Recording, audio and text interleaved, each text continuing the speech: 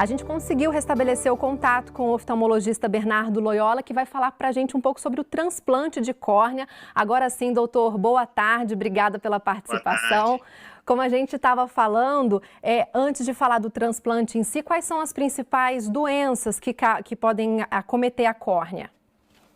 Então, as principais doenças que podem levar a córnea a um transplante de córnea são as ceratopatias, né? Entre elas, a mais comum hoje em dia é a ceratopatia bolhosa do pseudofásico, que como a população está envelhecendo, então aumenta o índice de catarata, então isso pode levar a uma descompensação da córnea.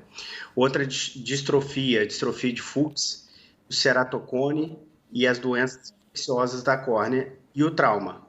Em quais casos é indicado o transplante? O transplante são todos esses casos que causam baixa da acuidade visual. Então, se alguma doença da córnea baixou a acuidade visual e o olho for saudável na parte da retina, há indicação de transplante. E qualquer pessoa pode fazer ou em alguns pacientes o transplante não é recomendado?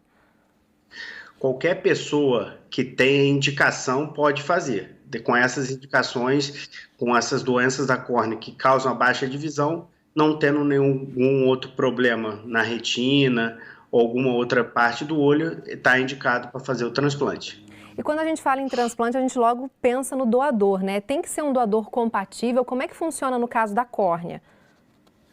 Então, da córnea, hoje em dia não precisa ser compatível, não tem esse teste. Então, qualquer pessoa pode ser doadora e qualquer pessoa pode ser receptora, desde que a córnea do doador seja saudável. Tá certo. Eu vou só interromper o nosso bate-papo um pouquinho, que a gente vai conversar ao vivo com o Giovanni Rossini, porque já que a gente está falando, né, de transplante de córnea, precisa de doação e a captação é sempre feita em hospitais credenciados. E um dos principais bancos de olhos do país fica em Volta Redonda, no Hospital São João Batista. Em 10 anos, 1.680 córneas já foram fornecidas para transplante até o mês de julho deste ano. Então, o Giovanni já está aqui para passar mais informações sobre como funciona o banco. Diz aí, Giovanni. Fernanda, para a gente ter uma ideia, né, 40% dos transplantes no estado aconteceram por conta do Banco de Olhos aqui de Volta Redonda. Os números do ano passado foram 709 transplantes, sendo que 254 córneas foram fornecidas pelo Banco de Olhos, que funciona ao lado do Hospital São João Batista. A gente tem um vídeo aí do Gustavo Guerra, ele que é o coordenador do Banco de Olhos. Ele fala sobre a importância da doação, dessa sensibilização com as famílias e também explica se mudou alguma coisa por conta da pandemia do novo coronavírus. Vamos assistir. O tecido ele pode ser adquirido de pacientes que sofreram parada cardiorrespiratória, o que representa 95% dos casos, ou de pacientes que sofreram morte cerebral. Desde o início da pandemia pelo Covid-19, houve uma drástica redução nas captações devido aos critérios rigorosos estabelecidos pelo Ministério da Saúde para a triagem dos doadores, sendo que no Brasil a captação ficou restrita apenas aos doadores em morte cerebral.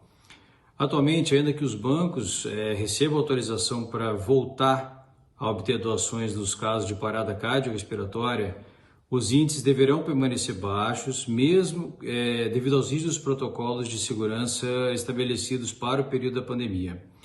No entanto, é importante informar que os bancos de olhos têm atuado ativamente, liderando ações importantes para garantir a continuidade das atividades dos bancos de olhos em todo o país e, consequentemente, manter todo o sistema de doação e transplantes do tecido corneano.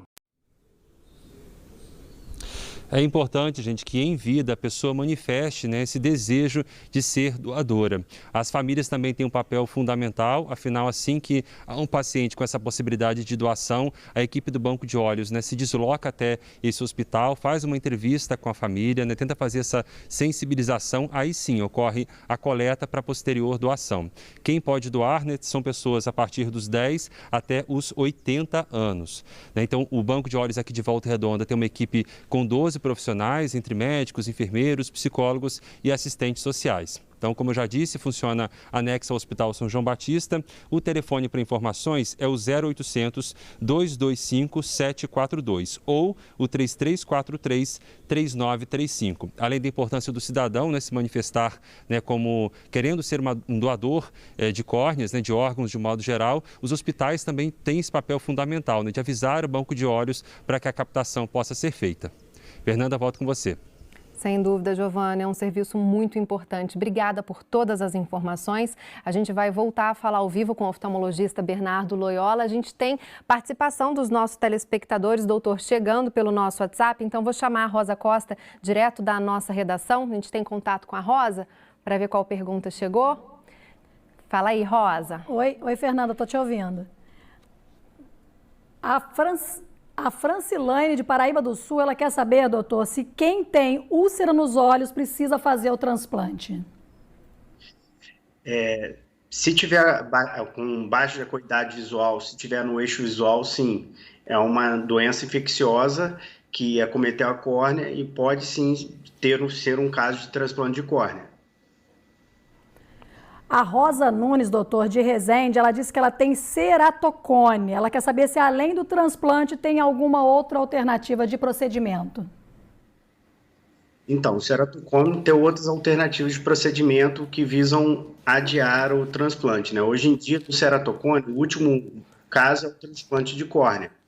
Ela pode fazer o laser crosslink, o anel de Ferrara e até mesmo a adaptação de lente de contato rígida, que estabelecendo uma melhora da acuidade visual, evita o transplante de córnea. E, doutor, a gente está falando sobre a importância de ser um doador, né? Pessoas que já nasceram cegas, elas têm a oportunidade de passar a enxergar se fizerem um transplante? Provavelmente não, porque quando a pessoa nasce cega, algum comprometimento do olho, não só na córnea, sim na retina e em outras partes do globo. Então, não teria chance de voltar a enxergar com o transplante. Tá certo, doutor. A gente agradece todas as informações aqui. Lembra que o mais importante é manter a consulta com o oftalmologista também em dia para diagnosticar o mais cedo possível. Obrigada mais uma vez e uma boa tarde para você. Boa tarde. Obrigada.